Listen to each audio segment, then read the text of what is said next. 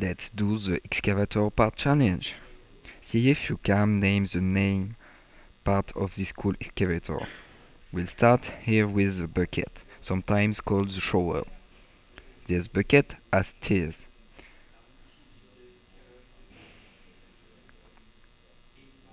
Here's, here's the boom. Yes, the boom.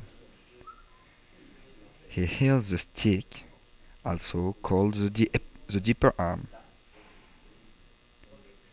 There is the hydraulic cylinder. They kind of like the muscle in the arms of the boom since they give them the power and strength to lift.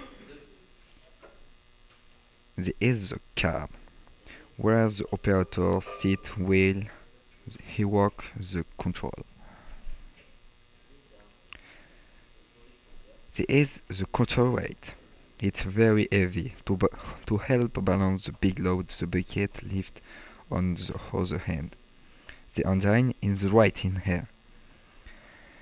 And inside, here's the hydraulic tank. It holds the oil for the hydraulic cylinder. And back, here's the fuel tank.